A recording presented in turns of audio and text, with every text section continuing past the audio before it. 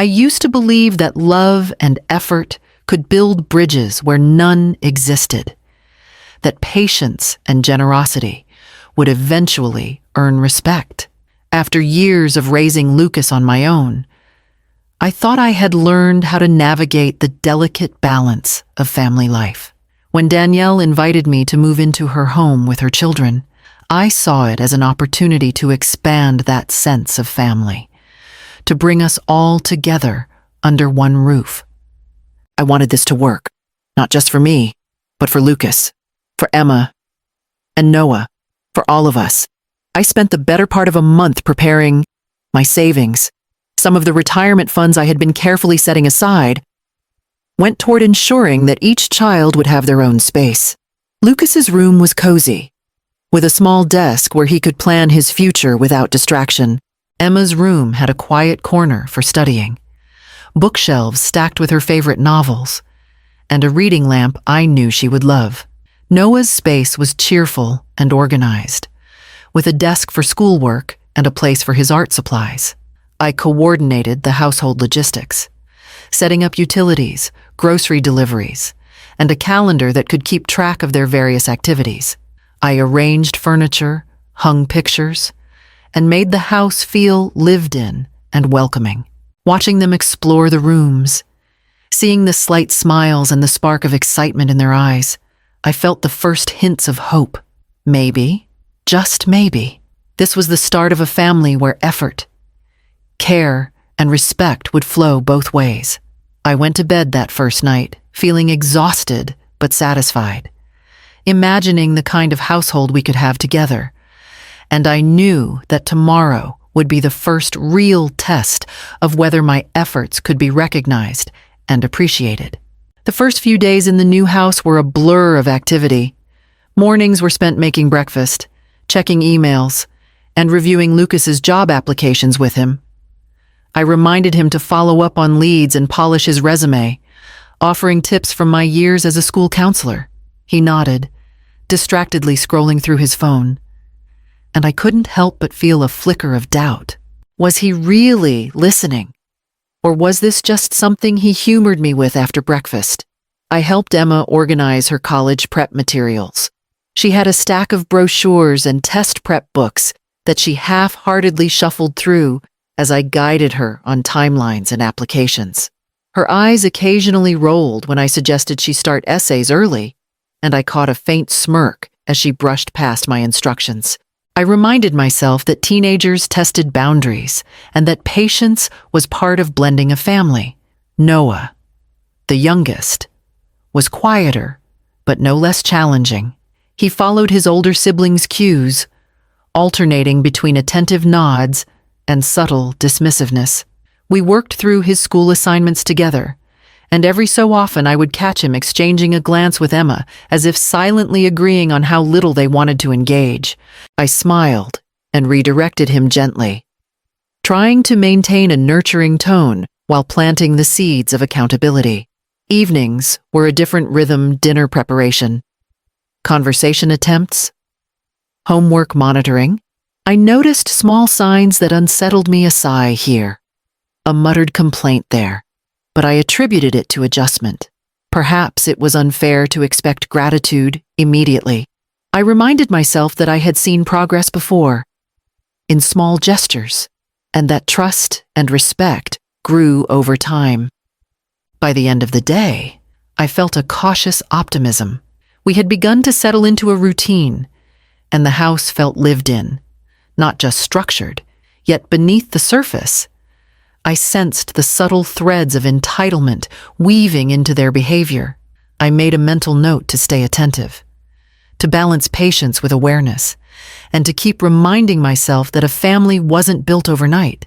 Tomorrow would be another day of tests and lessons, both for the children and for me, as I continued to navigate the fine line between guidance and overreach. Over the next few weeks, the rhythms of the house settled, but subtle tensions began to appear. Lucas would glance at me as if to acknowledge something I said, then immediately return to his phone without a word. Emma started muttering under her breath when I offered advice on college applications, and Noah, ever the mimic, followed their lead with quiet smirks and rolled eyes. Each small act of dismissal landed like a pinprick, and I found myself questioning whether my presence mattered at all. I spoke to Danielle one evening as we cleared the dishes together, trying to make sense of what I was seeing. "They're just adjusting," she said, brushing it off with a casual shrug. "It'll take time for them to see you as family." I wanted to believe her, to trust that patience would eventually bridge the gap, but the repeated signs of disregard gnawed at me. I reminded myself that respect was earned, not demanded, and that building a relationship with stepchildren required steady persistence. Yet persistence felt heavy when it was met with indifference. Lucas ignored instructions on organizing his room. Emma dismissed my suggestions for essay drafts, and Noah barely hid his frustration when I corrected a mistake in his homework. I tried to keep my tone light and encouraging, offering gentle guidance rather than sharp correction. But the sting of repeated eye rolls and whispered comments lingered long after the interactions ended. I found myself replaying the moments in my head, trying to determine if I was overreacting or if the children were truly testing boundaries beyond what I could tolerate. Every sigh, every smirk, and every dismissive glance made me feel increasingly invisible in my own home.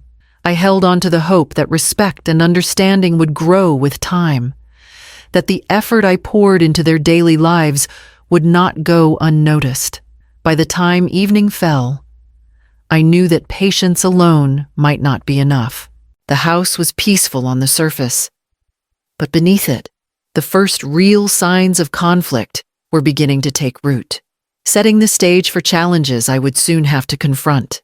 The more time I spent in the house, the more I felt like a guest rather than a part of the family I was trying so hard to build. At a neighborhood gathering, Lucas proudly introduced Danielle as his mother, pausing only to nod in my direction, as if acknowledging me were optional. Emma hung back, whispering to friends and laughing at something I could not hear, while Noah trailed silently behind them, following their lead.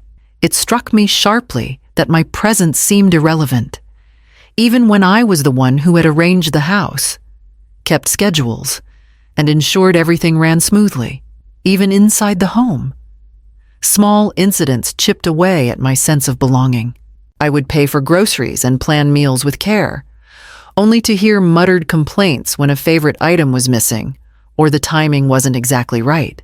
When I suggested they each take responsibility for chores, Lucas would groan, Emma would roll her eyes, and Noah would shrug as though I had no authority to enforce anything.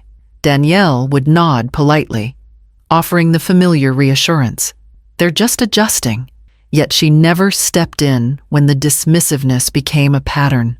I found myself smiling and shrugging along, trying to maintain calm, but inside, frustration bubbled. Dinner conversations highlighted the divide even further. Minor dismissive remarks, quick quips meant to undercut my authority, became more frequent.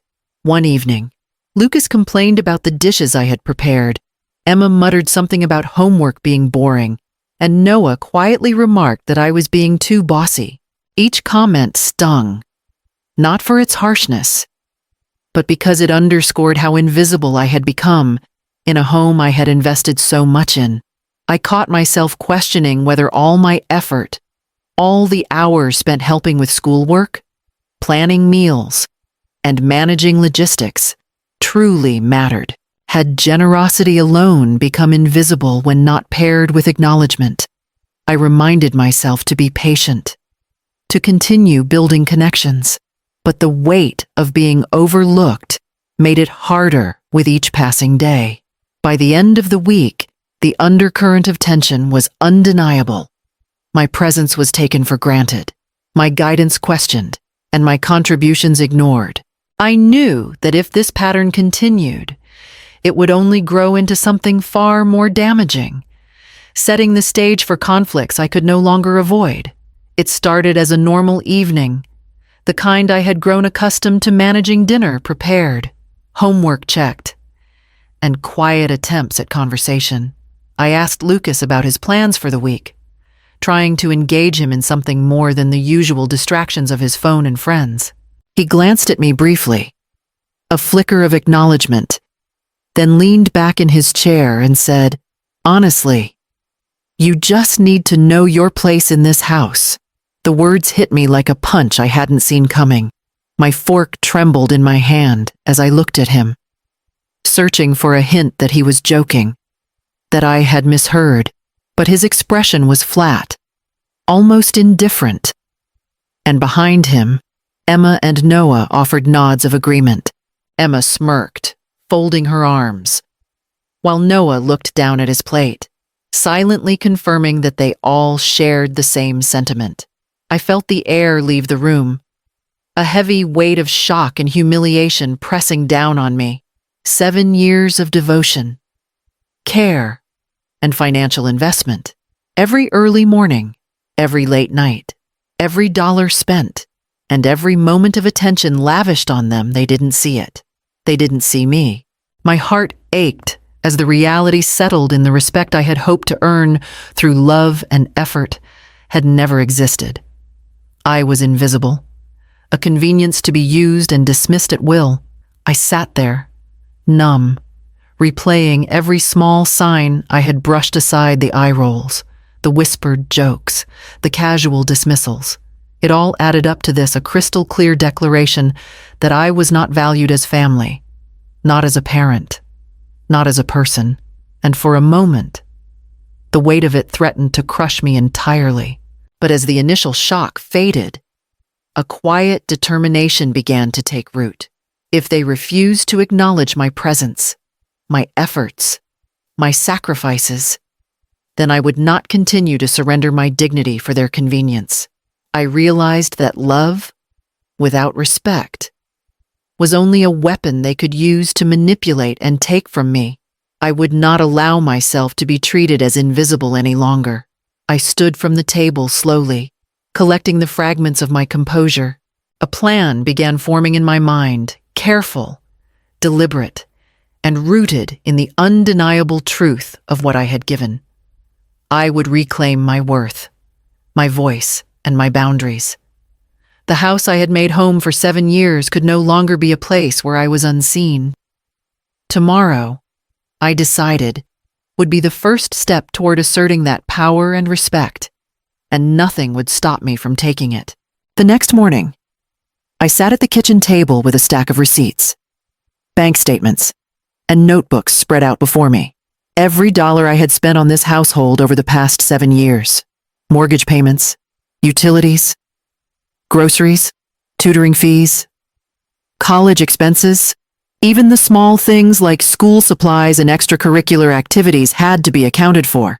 I needed to see it all in black and white, to confront the reality of how much I had given and how little had been acknowledged. I began cataloging each expense carefully, noting dates, amounts, and what each payment had been for. I pulled up past emails and text messages, saving reminders and confirmations that I had organized events, paid for lessons, and handled responsibilities that should have been shared. Every detail reinforced the truth I already knew. I had carried more than my fair share, and my efforts had been invisible.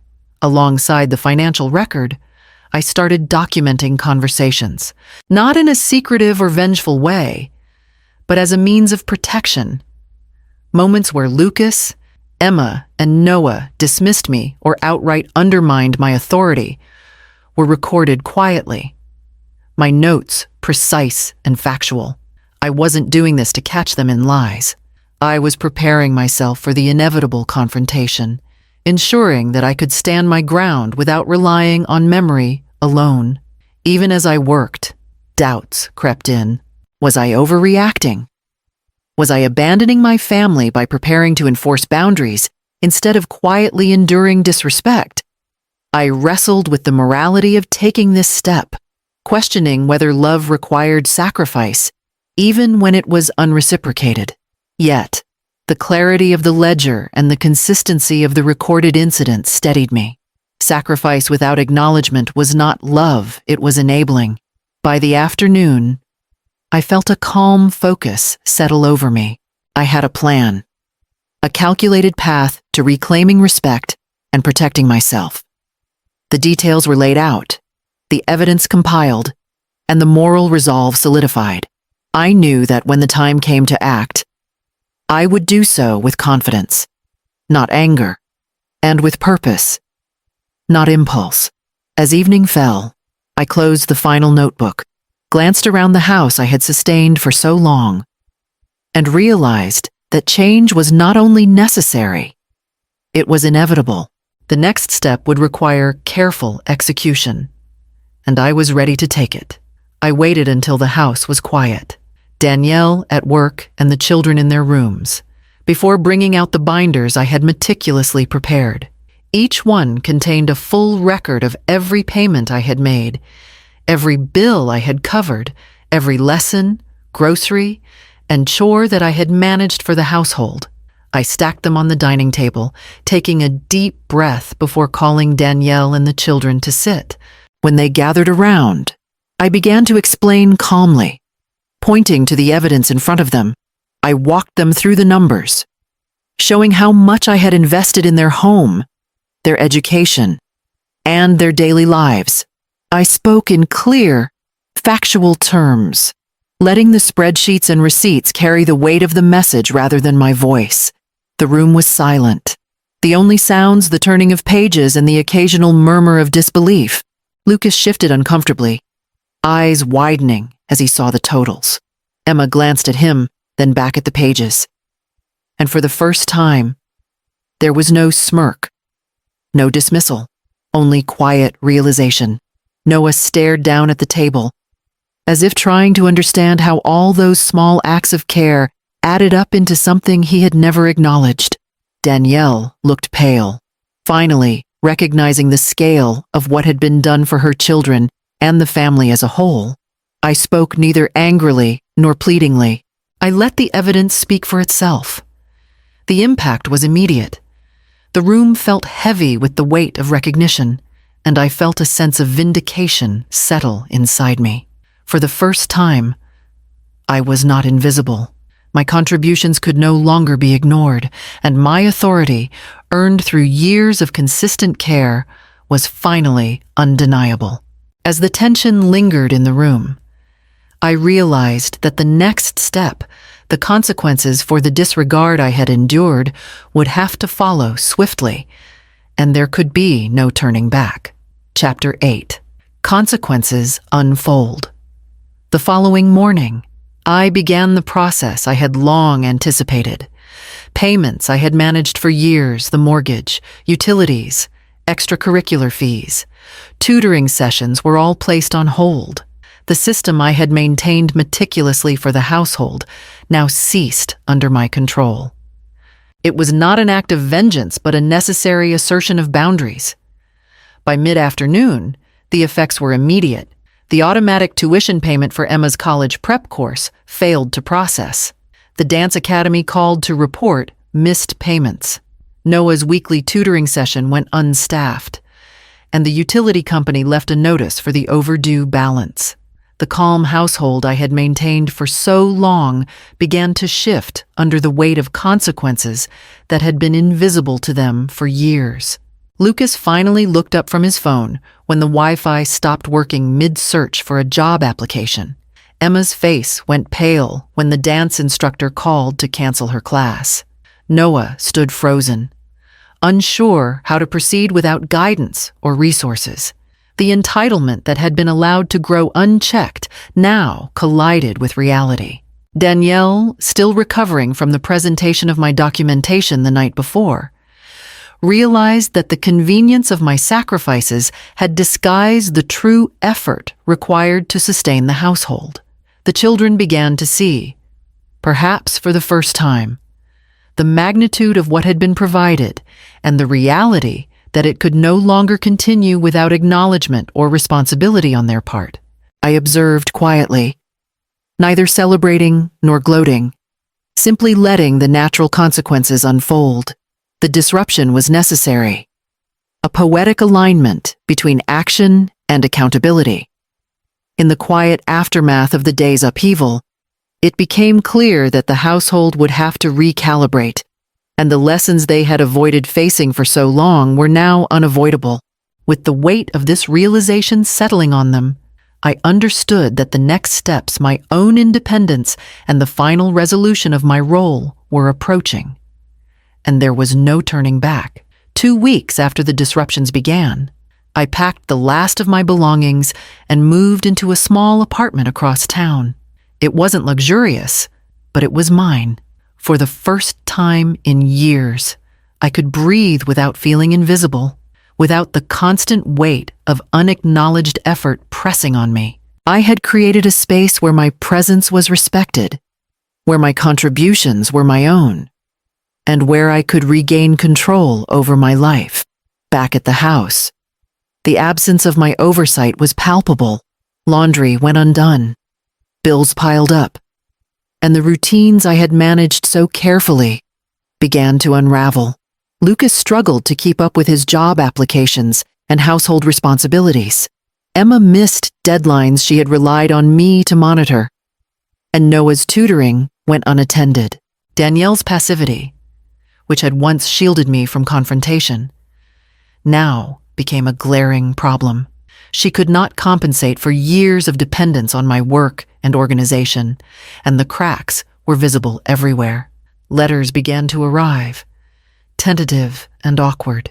Lucas admitted he hadn't realized how much I had done for him, and Emma wrote that she had taken my support for granted. Noah sent a drawing that simply said, "I'm sorry." Their words carried emotion, but it was not full accountability. They were sorry I had left, not for how they had treated me. I read each one carefully, feeling a quiet sense of closure, acknowledging their partial remorse without allowing it to compromise my boundaries. Sitting in my new apartment, I felt a weight lift from my shoulders. The house I had sustained for years could no longer diminish my sense of self. I had reclaimed my autonomy, and in doing so, I had created the conditions for respect to be earned rather than taken for granted. The clarity of this choice settled over me, and I realized the final chapter of this story, new beginnings and true appreciation, was waiting just ahead. Months after moving into my own apartment, life began to settle into a rhythm I hadn't experienced in years. I met someone who saw me, not just my efforts or the roles I had filled, but me as a person. His appreciation was genuine, quiet, but consistent, and it reminded me how fulfilling it could be to share my life with someone who valued me fully. I found myself laughing more, resting more easily, and feeling the kind of emotional balance I had long neglected. From a distance, I observed the ongoing consequences for Lucas and the stepchildren. Lucas struggled to manage household responsibilities without my oversight. Emma had to navigate deadlines and commitments on her own, and Noah adjusted to tutoring schedules without my guidance. Danielle, who had relied on my consistency, finally began to recognize the effort it took to maintain the household, and the cracks she had ignored became harder to overlook. Watching them face these challenges reinforced the lessons I had learned over the past months.